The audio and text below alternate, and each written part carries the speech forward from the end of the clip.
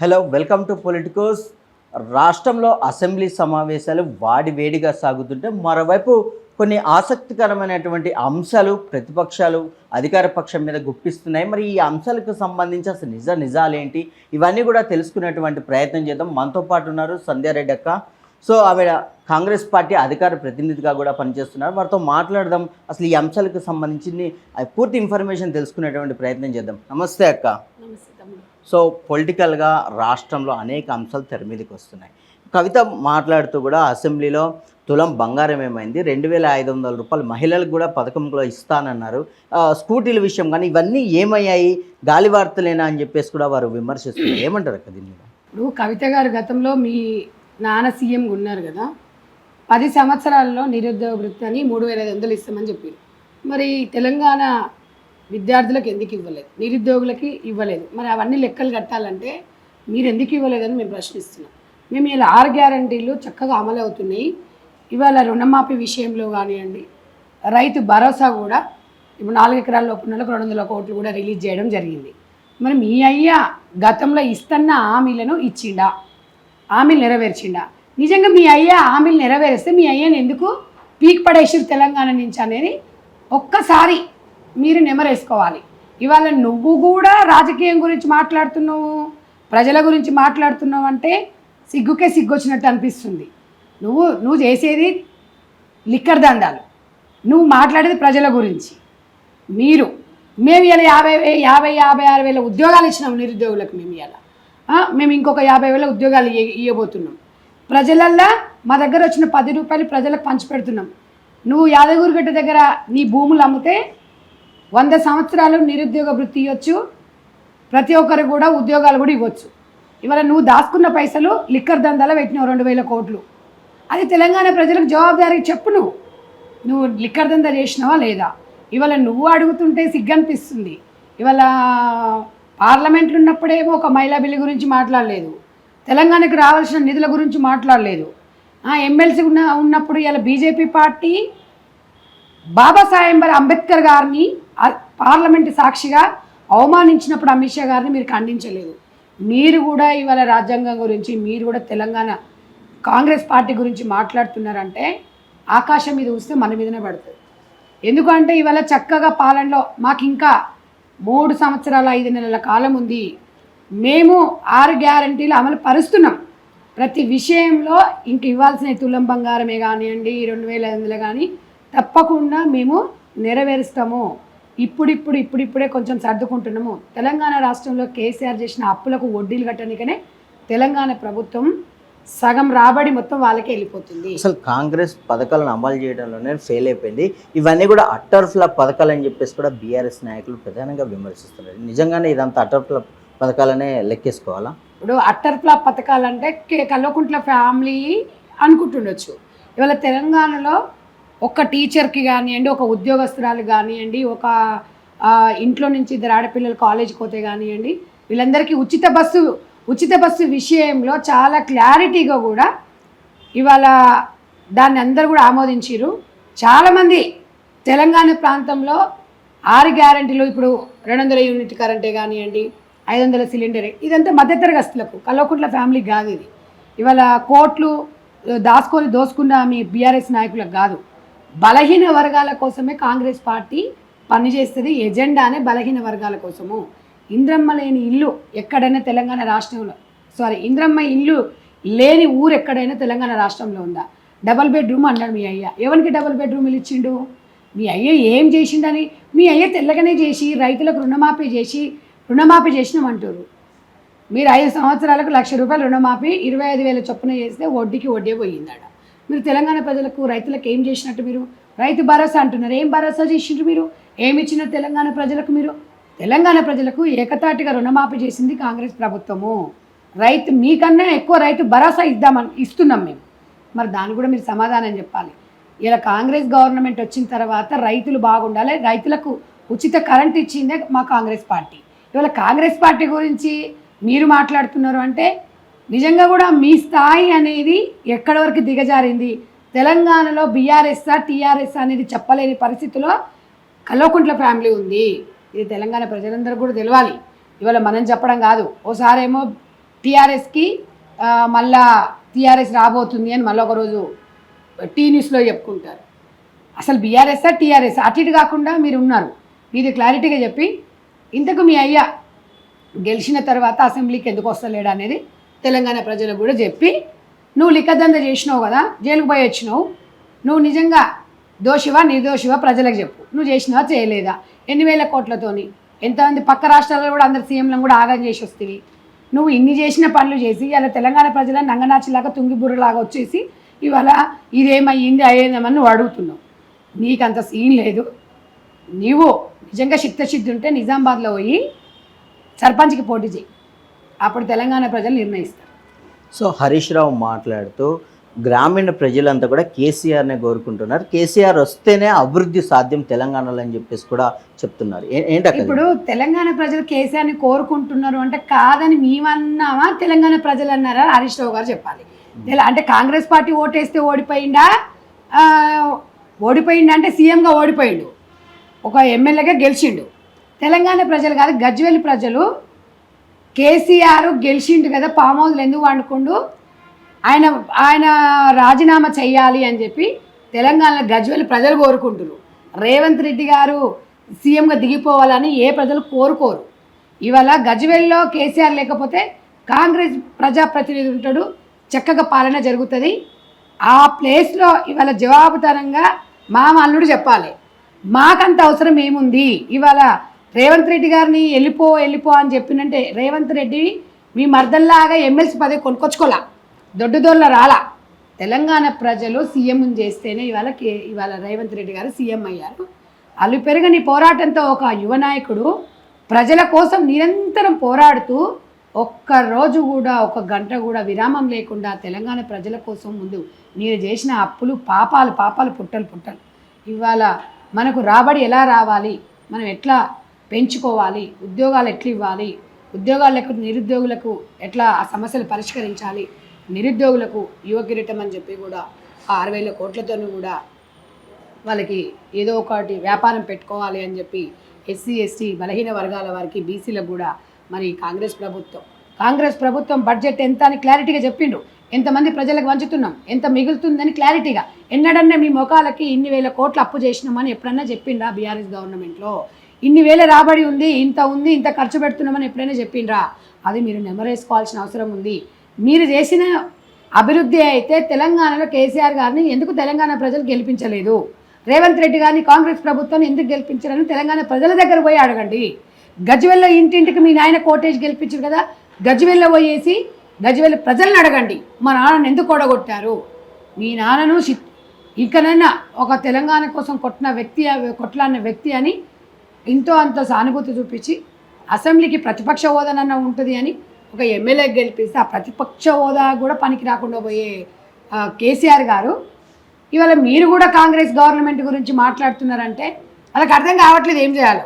అన్నీ జరుగుతున్నాయి, ఇచ్చిన హామీలన్నీ ఒక్కొక్కటి నెరవేరుస్తున్నారు. మా ఉనికి కాపాడుకోవాలంటే ఏదో ఒకటి బీసీ నినాదం తీసుకోవాలి, లేదంటే స్కూటీలను తీసుకోవాలి, షాదీ ముబారక్ అని తీసుకోవాలి, లేకపోతే రేషన్ కార్డులు ఉన్నాయి, ఉగాది నుంచి కొత్త రేషన్ కార్డులు వస్తున్నాయి, సన్న బియ్యం కూడా తెలంగాణ ప్రజలు ఇవ్వబోతున్నాము.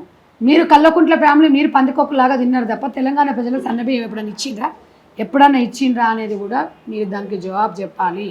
ఇవాళ ప్రతి విషయంలో క్లారిటీగా లేట్ అయినా చేస్తున్నాం. ఎందుకంటే తెలంగాణ రాష్ట్రం మొత్తం లూటీ చేసిపోయిండు. రాబడి వస్తుందంటే 10 రూపాయలు వచ్చినా కూడా 10 రూపాయలు ప్రజలకు పంచడానికి కాంగ్రెస్ గవర్నమెంట్ పనిచేస్తుంది. సో యువ వికాసం గురించి మాట్లాడుతా, ఏదైతే కాంగ్రెస్ పార్టీ తీసుకొచ్చిన యువ వికాసం ఏదైందో ఇది పూర్తిగా కూడా కాంగ్రెస్ పార్టీ కార్యకర్తల వికాసం కోసం మాత్రమే. బీఆర్ఎస్ పార్టీ దళిత బంధు అని చెప్పేసి దళితులను పైకి తీసుకొచ్చేందుకు రుణాలు ఇచ్చింది 10 లక్షల రూపాయలు.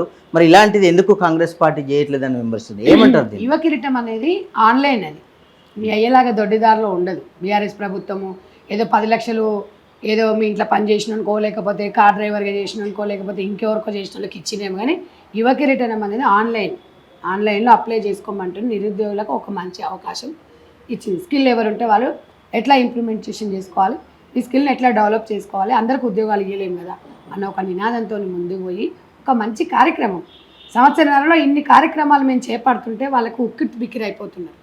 గతంలో బీఆర్ఎస్లో ఉన్నప్పుడు దళిత బంధువు కూడా ఊరికొకటి కూడా రాలే అనుకుంటే నాకు తెలిసి.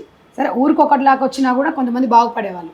మండలానికి ఒకటి వచ్చిందో మండలానికి 2 వచ్చినాయి తప్ప వాళ్ళు పెట్టింది ఏం లేదు. తెలంగాణ ప్రజలు దోసుకొని తిన్నారు తప్ప ఎప్పుడు కూడా తెలంగాణ ప్రజలకు రూపాయి ఇవ్వలేదు. ఇవాళ తెలంగాణ వచ్చింది అంటే ఎవరు విద్యార్థుల బలిదానం నుంచి వచ్చింది. నిజంగా తెలంగాణ వచ్చిన తర్వాత ఎన్ని వేల ఉద్యోగాలు ఇచ్చారు? ఇవాళ రాష్ట్ర ప్రభుత్వం చెప్పాలి, కేంద్ర ప్రభుత్వం చెప్పాలి. ఇవాళ జవాబుదారీగా ఉండాలి వాళ్ళు.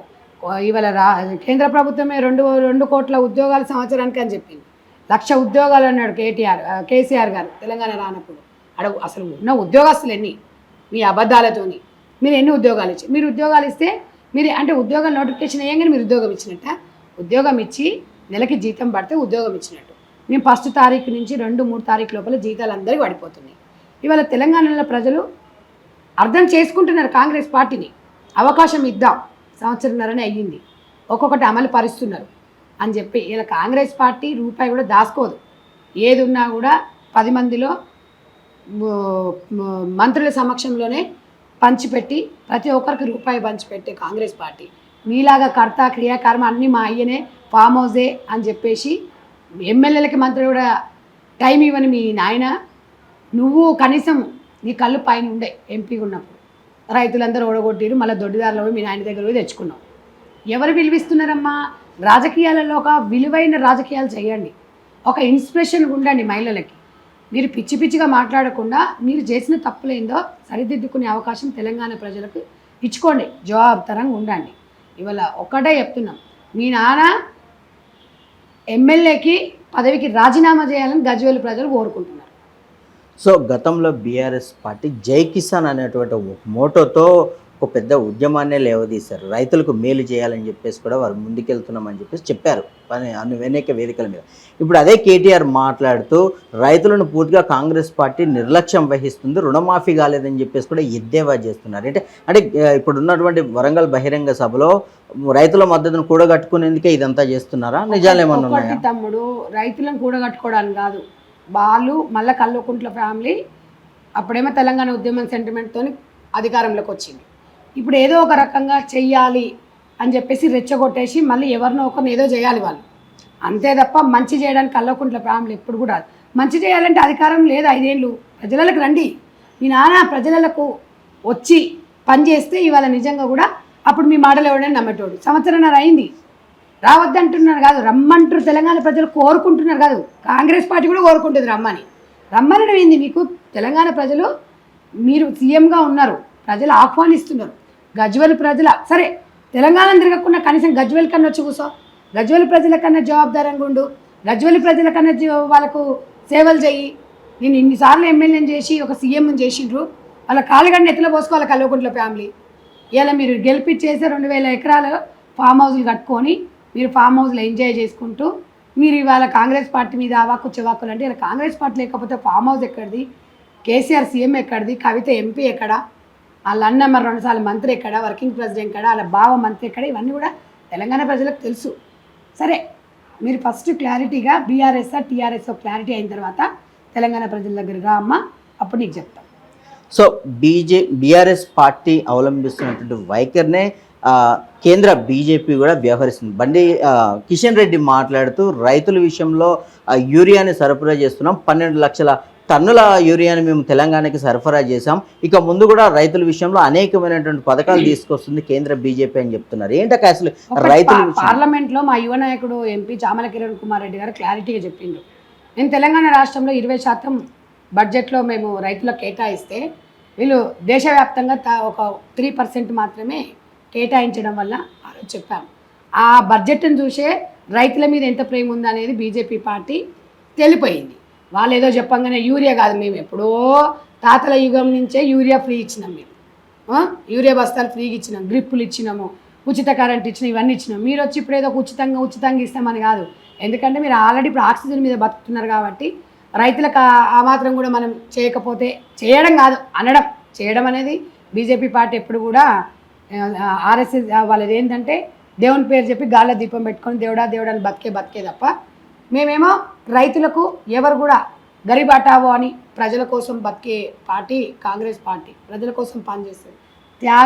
త్యాగాల కుటుంబం అంటేనే కాంగ్రెస్ పార్టీ. సోనియా గాంధీ గారి, ఇందిరాగాంధీ గారి అమ్మాయి నుంచి మొదలు పెడితే త్యాగాలు చేసుకుంటూ వచ్చినాం.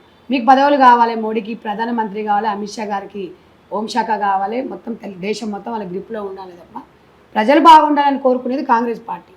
మీరేమో అధికారం కావాలని దొంగదారిలో పోవుకుంటూ ఆదాని అంబానీను ధనవంతులను కోటీశ్వరులను చేసి మీరు ఈ రకంగా డ్రామాలు ఆడుతున్నారు. ఆ డ్రామాలు అనేది కొద్ది రోజులు ప్రజలు మొన్ననే ఆక్సిజన్ మీద బతికిచ్చింది.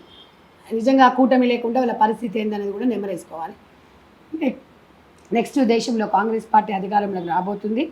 తప్పకుండా దేశంలో ప్రజలందరూ అందరూ సమానమే అనే నినాదంతో ముందుకు పోతారు తప్ప రాముని పేరు చెప్పి, సీత పేరు చెప్పి, దేవుళ్ళ పేరు చెప్పి, అంబేద్కర్ గారిని కూడా అవమానించిన వ్యక్తి అమిత్ షా గారు. అహంకారం, బలుపు, అంత బలుపు అహంకారం అనేది ఏ మనిషి కూడా కరెక్ట్ కాదు. సరే, అమిత్ షా గారు ఆ మాటలు, అహంకారం మాటలు అనడం మాత్రం చాలా తప్పు. ఎవరమైనా అంటాం ఆ మాట. ఆయన ఆ మాట అన్నందుకు నాకు అంబేద్కర్ గారు అంటే చాలా గౌరవం, ఆయన రాసిన రాజ్యాంగం అంటే చాలా గౌరవం.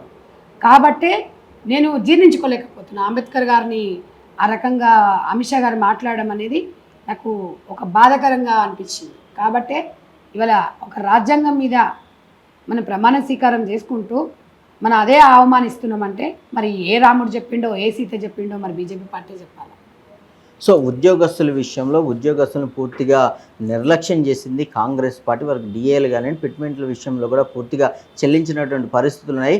వీరందరికీ కూడా ఖచ్చితంగా బీజేపీ భవిష్యత్తులో భరోసా కల్పిస్తుంది. తపస్సు యాప్లో చేరని అని చెప్పేసి కూడా బండి సంజయ్ మాట్లాడుతున్నారు. ఏంటక్క అసలు ఇదంతా? ఒకటి, ఇవాళ టీచర్స్ రాగానే ట్రాన్స్ఫర్లు చేసిన 10 సంవత్సరాల కేసు అని అడుక్కున్నారు. భార్యాభర్తలు వేరే వేరే దగ్గర కూడా ఉద్యోగాలు చేస్తున్నారంటే కొంచెం నియర్ బై ఉంటే కుటుంబ పోషణ కూడా బాగుంటుంది అన్నప్పుడు అది కూడా మేము క్లారిటీగా, మేము ఫస్ట్ ప్రజలు బాగుండాలని కోరుకుంటాం. ఓట్ల రాజకీయాలు కాదు. మేము వచ్చినాక డిఏలు ఇస్తాము. ఒకటే చెప్తున్నారు రేవంత్ రెడ్డి గారు, డబ్బులు లేవు, కొంచెం అర్థం చేసుకోండి, మన సంపద పెంచుకుందాము, తప్పకుండా మీకు అందరూ కూడా న్యాయం చేస్తాం, 1వ తారీఖు నాడు జీతం పడుతుంది. వాళ్ళందరూ కూడా అర్థం చేసుకున్నారు. ఉద్యోగస్తులను నిర్లక్ష్యం చేస్తే కాంగ్రెస్ పార్టీ గెలిచేది కాదండి. ఉద్యోగస్తులను మా గుండెల్లో పెట్టుకొని చూసుకుంటాం. ఎందుకంటే కాంగ్రెస్ పార్టీకి, తెలంగాణ రాష్ట్రానికి రావాలని పూర్తిగా కోరుకునేది ఉద్యోగస్తులు. ఉద్యోగస్తులకు వెనక ముందు చదువుకున్న వాళ్ళు మీరు కొంచెం అర్థం చేసుకోవాలి. నిజంగా కూడా పెట్టే గుణం ఉంది, కానీ మా దగ్గర డబ్బు లేదు. డబ్బు ఉంది అంటే పెట్టే గుణం ఉంది. అదే బీఆర్ఎస్ ప్రభుత్వంలో మీ పరిస్థితి ఎట్లా ఉందనేది కూడా తెలంగాణ ప్రజలు, ఉద్యోగస్తులు కూడా ఆలోచించాలి. అందుకనే వచ్చిన వాళ్ళకి ఇప్పుడు ఇంకొక 50,000 ఉద్యోగాలు కూడా వేయబోతున్నాం. ఎందుకంటే పేపర్ లీకేజీలలో విసిగిపోయినారు జనాలంతా బీఆర్ఎస్ సమయంలో. ఈరోజు తెలంగాణ రాష్ట్రం ప్రతి విషయంలో ఆచితూచి అడిగేసి ముందుకెళ్తుంది. డ్రగ్స్ మీద రాగానే డ్రగ్స్ రహిత ప్రాంతంగా ఉండాలని రేవంత్ రెడ్డి గారు కూడా కోరుకున్నారు. యువ నాయకుడు ఒక మంచి విజన్తో వెళ్తున్నారు. చేష్టలను చేయనియండి. విద్యాశాఖ దగ్గర పెట్టుకున్న గురుకులాలను ఒక ఇంటర్నేషనల్ వైజ్గా స్కూల్స్ని డెవలప్ చేస్తున్నారు. ఇవాళ ఒక పిల్లోడు బాగా చదువుతున్నాడా లేదా, ఒక హెచ్ఎం స్కూల్ కరెక్ట్ వస్తున్నాడా లేదా, ఆ స్కూల్ కరెక్ట్ నడుస్తున్నా లేదని ఒక డ్వాక్రా సంఘం, మహిళా సంఘాలకి సంబంధించి అనుసంధానం చేసిండ్రు. ఇంత మంచిగా ఒక విజన్తో వెళ్తున్నప్పుడు చెడగొట్టే ప్రయత్నాలు చేయొద్దు. తెలంగాణ ప్రజలే మీకు గుణపాఠాలు చెప్తారు. విద్యాశాఖ డెవలప్మెంట్ కావాలి. పార్టీలు అన్ని వర్గాల వారి పిల్లలు ఇంటర్నేషనల్ వైజ్గా చదువుకోవాలి. వాళ్ళకి ఒక మంచి ఆహారాన్ని అందించాలి, మంచి ఉద్యోగాలు అందించాలి. రేపటి రాబోయే రోజుల్లో భవిష్యత్తు బంగారు బాట వేయాలని ఇవాళ రేవంత్ రెడ్డి గారు ఆ శాఖను చాలా దగ్గర పెట్టుకొని చాలా జాగ్రత్తగా కూడా చూస్తున్నారు. తెలంగాణ ప్రజలందరికీ తెలుసు ఎవరు పని చేసేటోళ్ళు, ఎవరు పని చేయలేదు కాబట్టే కేసీని ఫామ్ హౌస్గా పంపించారు. ఎక్కడో ఇవాళ ఎవరి పేరు చెప్పుకోకుండా ఇవాళ ఒక రైతు బిడ్డగా సొంతంగా స్వశక్తితో రేవంత్ రెడ్డి గారు జెడ్పీటీసీకి ఇండిపెండెంట్గా గెలిచి ఈరోజు ఒక సీఎం స్థాయికి ఎదిగిరంటే ఎంత కృషి, ఎంత పట్టుదల ఉందో అనేది మీరు ఆలోచించి. మీ కొడుకులాగా కల్వకుంట్ల ఫ్యామిలీ, మీ అయ్య పేరు చెప్పుకొని కేటీఆర్, కల్వకుంట్ల కవిత తండ్రి పేరు చెప్పుకొని లేకపోతే వాళ్ళ బతుకులు care of footpath, normal persons. ఇవాళ రేవంత్ రెడ్డి గారికి మీకు ఎక్కడ పొంతున ఒకసారి చెప్పండి. రేవంత్ రెడ్డి గారు ఒక రైతు, సామాన్య రైతు కుటుంబం. ఆయనకు మీరు నక్కకు నాగలోకి అనుకున్న తేడా ఉంది. మీరు ఆయన గురించి మీరు మాట్లాడతారు. జన ఆదరణ వ్యక్తి, దొడ్డిదారిలో రాలా. ఎంపీగా ఓడిపోతే, ఎమ్మెల్యేగా ఓడిపోతే ఎంపీగా గెలిపించారు. ఎంపీగా గెలిచిన తర్వాత ఎమ్మెల్యేగా గెలిపించి రాష్ట్రానికి సీఎం చేసి. ప్రజలు కోరుకోకపోతే రాదు. టికెట్లు పెట్టుకుంటూ వచ్చి ఏదో కోటి రూపాయలు పెట్టి కొనుక్కొచ్చుకున్న పదవి కాదు. ఇవాళ ఏ ఒక్క రోజన్నా ఆరోగ్యం బాగాలేదు, ఏ ఒక్క రోజన్నా ఇంట్లో ఫంక్షన్లు ఉన్నాయి, ఏ ఒక్క రోజైనా ఫ్యామిలీకి కేటాయించాలని ఏ ఒక్క గంట సేపైనా ఇవాళ ఇప్పటికీ సంవత్సరం మీద దాదాపుగా 7 నెలలుగా వస్తుంది. ఎప్పుడన్నా రేవంత్ రెడ్డి గారు 10 రోజులు ఎక్కడైనా డుమ్మా కొట్టి విహారయాత్రలకు ఎక్కడైనా పోయిండే తమ్ముడు? తెలంగాణ ప్రజల కోసం 18 గంటలు నిరంతరం పోరాటం చేస్తున్నారు, నిరంతరం ప్రజలకు అందుబాటులో ఉంటున్నారు. ఇంకేం కావాలి ఇంతకన్నా ఎక్కువ చెప్పండి? దయచేసి తెలంగాణ ప్రజలు కూడా ఒకసారి ఆలోచించి కాంగ్రెస్కు ఓటేసిర్రు, కొంచెంగా మమ్మల్ని ఆదరించిండ్రు. తప్పకుండా మీ నమ్మకాన్ని ఎప్పుడు కూడా ముమ్ము చేయము. రేవంత్ రెడ్డి గారి మంత్రివర్గం కూడా చాలా చక్కగా పనిచేస్తుంది. అందరు అనుభవజ్ఞ నాయకులు, ఎమ్మెల్యేలు కూడా చాలా చక్కగా ముందుకెళ్తున్నారు. పార్టీ పరంగా అధికార ప్రతినిధులు, జనరల్ సెక్రటరీ కూడా పార్టీ కూడా ముందుకు తీసుకెళ్ళాలి. మనం అధికారంలో ఉన్నామని ఎప్పుడు కూడా ఎగిసిపడొద్దు, అధికారం శాశ్వతం కాదు అని చెప్పి రేవంత్ రెడ్డి గారు చాలా సందర్భాలలో చెప్పినాను.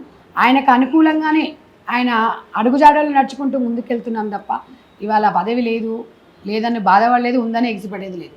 ఇది కాంగ్రెస్ పంటే స్టాండ్ అనమాట. వాళ్ళ కల్వకుంట్ల ఫ్యామిలీ అనేది వీళ్ళ చాలామంది కల్వకుంట్ల ఫ్యామిలీని ఎందుకు తిట్టిపోస్తున్నారు అనేది తెలంగాణ ప్రజలకి బాగా తెలుసు, వాళ్ళ కుటుంబానికి కూడా తెలుసు. రండి, మీరు తెలంగాణలో వచ్చి తిరుగుతామంటున్నారు, రండి, వెల్కమ్. ఎవరు మిమ్మల్ని అడ్డుకున్నారు? సెక్యూరిటీ కావాలంటే చెప్పండి, లేకపోతే ఏమైనా చేత కాకుండా చెప్పండి, కింద పడేది ఉంటే పట్టుకునే వాళ్ళు కావాలంటే చెప్పండి, భద్రత కోరండి, లేకపోతే మీకు ఇంకేమైనా ఆరోగ్యపరంగా లేదంటే చెప్పండి. రేవంత్ రెడ్డి గారి కళ్ళలకు చూసే దమ్ము ధైర్యము కేసీఆర్ గారికి లేదు కాబట్టి అసెంబ్లీకి వస్తలేడు. బయటకు వచ్చి తెలంగాణ ప్రజలకు ముఖం చూపించలేక ఫామ్ హౌస్లో వండుకుంటూ తెలంగాణ ప్రజలు అనుకుంటున్నారు. అసలు ఈ ప్రతిపక్ష పార్టీగా బీఆర్ఎస్ని చూడట్లేదు, కేవలం బీజేపీని మాత్రమే చూస్తుంది కాంగ్రెస్ పార్టీ. ఏంటి ఇదంతా? అంటే 8 మంది ఎమ్మెల్యేలు ఉండి 8 మంది ఎంపీలు ఉండగానే చూస్తుందా తమ్ముడు? మరి 8 మంది ఎంపీలు ఉన్నప్పుడు మరి 40-50 సీట్లు ఎందుకు గెలవలేదు మరి బీజేపీ పార్టీ? ఒక్కటండి, వాళ్ళు తలకాయ కింది కాలు మీదకి చేసిన తెలంగాణలో బీజేపీ గవర్నమెంట్ అనేది రాదు, రాసి పెట్టుకోండి. వాళ్ళ మతం పేర్లు చెప్పుకొని గాళ్ళ దీపం పెట్టి దేవుడా ఇది పోవద్దు అని ఇట్లా నినాదాలు చెప్పుకుంటూ ఒకడు తక్కువ ఒకడు ఎక్కువ, మీరు రాముని పూజించాలి, సీతని పూజించండి ఇదని అంటే ఇది ఎప్పటికైనా సాధ్యమవుతుందా తమ్ముడు? అన్ని వర్గాల వాళ్ళు అందరూ సమానంగా ఉండాలని, సమానత్వం ఉండాలని రాజ్యాంగం చెప్పింది. బాబాసాహెబ్ అంబేద్కర్ గారు చెప్పారు, గాంధీ గారు చెప్పారు. మీరు ఏ సిద్ధాంతం లేదు. రాముడు అంటే మాకు శ్రీరామనవమి మేము చాలా చక్కగా చేసుకుంటాం. ప్రతి ఎవరైనా అందరు మొగుళ్ళు శ్రీరామునిలాగా ఉండాలని కోరుకుంటాం. అంటే బీజేపీ చెప్పిందని కోరుకుంటున్నాం మేము. ఎవరి మనోభావం వాళ్ళకు ఉంటుంది, ఎవరి భక్తి వాళ్ళకు ఉంటుంది. మీరు ఏదో చెప్పంగానే భక్తి ఏదో చెప్పంగానే కాదు, ఎవరి చిత్తశుద్ధి వాళ్ళకు ఉండాలి. మీరు చెట్టు పేరు చెప్పి కాయలు అమ్ముకుంటున్నారు. మీరు కాంగ్రెస్ పార్టీ బలహీన వర్గాల కోసం పనిచేస్తుంది. 3 సంవత్సరాలు 5 నెలలు ఉంది. తప్పకుండా ఇచ్చిన హామీలు కొన్ని నెరవేర్చాము, కొన్ని నెరవేర్చబోతున్నాము. దయచేసి అర్థం చేసుకోమని తెలంగాణ కాంగ్రెస్ ప్రజలకి, తెలంగాణ రాష్ట్రంలో ప్రజలందరం కోరుకుంటున్నా కాంగ్రెస్ పార్టీ తరపు నుంచి ఒక అధికార ప్రతినిధిగా. సో ఫైనల్గా మార్పు రావాలి, మార్పు కావాలనేటువంటి నినాదంతో కాంగ్రెస్ పార్టీ అధికారంలోకి వచ్చింది. ఇక ముందు 2 ఏళ్ళు పూర్తి చేసుకుంటున్న నేపథ్యంలో ఎట్లాంటి ఎజెండాతో ముందుకెళ్తుంది కాంగ్రెస్ పార్టీ? ఇచ్చిన హామీలు నెరవేరుస్తాం. మేము ఇచ్చిన 6 అయినా కూడా 100 చేయాలన్న ఆలోచనతోనే ఉన్నాం. మంచి నిరుద్యోగ సమస్య లేకుండా, ఎవ్వరు తిండి లేకుండా బాధపడొద్దు, ఎవరు కూడా తెలంగాణ రాష్ట్రంలో తాగుడుకు బానిసై కుటుంబాలు విచ్ఛిన్నం కాకుండా, మహిళలపైన అరాచకాలు అత్యాచారాలు జరగకుండా, పిల్లలకి మంచి అభివృద్ధిని, మంచి పౌష్టికాహారం ఇవ్వాలి, మంచి విద్యను అందించాలి. ఒక మంచి తెలంగాణ రాష్ట్రంలో ఒక మంచి పాలన జరగాలి. తెలంగాణ రాష్ట్రాన్ని సాంప్రదాయాలలో, కట్టుబాట్లలో వేరే రాష్ట్రాలు కూడా ఆదర్శంగా తీసుకోవాలి. కాంగ్రెస్ పార్టీ తెలంగాణలో శభాష్ అనిపించుకోవాలి. రైతులకి ప్రతి విషయంలో అండగా ఉండాలి. ప్రతి రైతన్నకు బోనస్, ఇప్పుడు సన్నవడ్లకు 500 ఇచ్చినట్టుగా ప్రతి ఒక్క రైతన్న బాధపడొద్దు, ఆత్మహత్యలు చేసుకోవద్దు, మేమున్నామని భరోసా కల్పించాలి. రైతుకు అనే ఒక నినాదంతో రైతు కమిషన్ చైర్మన్ అనేది కూడా, ఒక రైతు కమిషన్ అనేది గతంలో లేదు. మన కాంగ్రెస్ గవర్నమెంట్ వచ్చినాక రైతు ఒక కమిషన్ మెంబర్లను వేసింది, చైర్మన్గా ఉంది.